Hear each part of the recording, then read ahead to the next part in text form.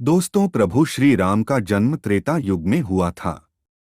एक अनुमान के अनुसार उनका जन्म 5114 ईसा पूर्व माना जाता है।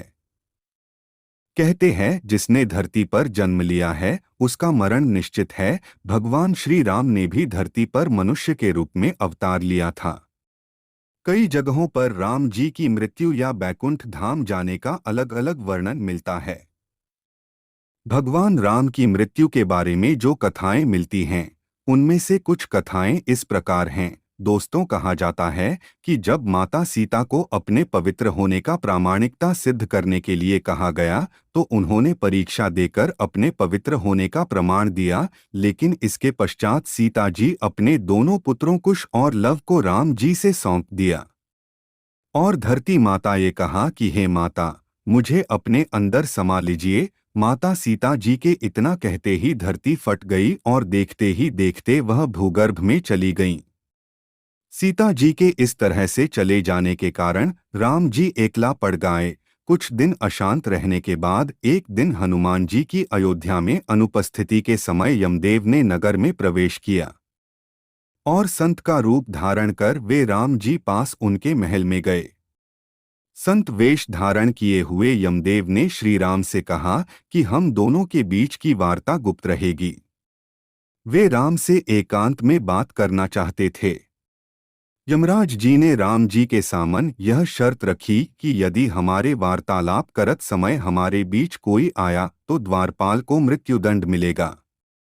राम ने वचन दे दिया, लेकिन उस समय हनुमान जी वहां उपस्थित नहीं थे, जिसके कारण लक्ष्मण जी को द्वारपाल बनाकर खड़ा किया गया।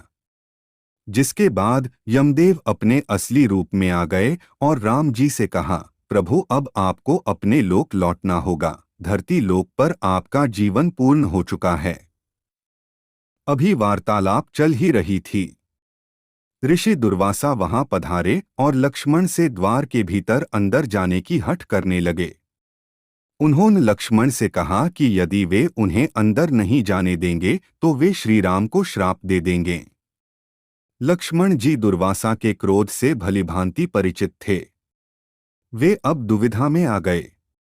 आज्ञा का उल्लंघन करके ऋषि को अंदर जाने देते हैं तो मृत्युदंड मिलेगा, और अगर वे दुर्वासा को अंदर प्रवेश नहीं करने देते हैं तो ऐसे में प्रभु राम को श्राप दे देंगे और अपने प्राणों की चिंता न करते हुए दुर्वासा को अंदर जाने की अनुमति दे दी।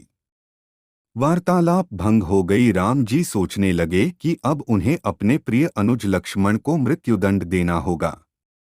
उन्होंने लक्ष्मण को राज्य निकाला दे दिया, लेकिन लक्ष्मण ने अपने भ्राता के वचन को तोड़ना नहीं चाहते थे। वचन को पूरा करने के लिए उन्होंने सरयू नदी में जल समाधि ले ली।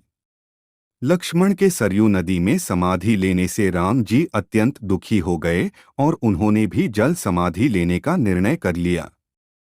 माना जाता है कि जब राम जी ने सरयू नदी में जल समाधि ली तो उस समय हनुमान, जामवंत, सुग्रीव, भरत, शत्रुघ्न आदि सभी लोग उनके साथ वहीं पर उपस्थित थे। श्री राम जी के सरयू नदी के अंदर समाने के तत्पश्चात नदी के भीतर से भगवान विष्णु प्रकट हुए और उन्होंने अपने भक्तों को दर्शन दिए। इस प्रकार से राम जी ने अपना स्थूल रूप त्याग दिया और अपने वास्तविक स्वरूप अर्थात विष्णु जी का रूप धारण किया, और इस तरह से राम जी ने वैकुंठ धाम की ओर प्रस्थान किया। वीडियो कैसा लगा आपको कमेंट्स कीजिए। जय श्री राम।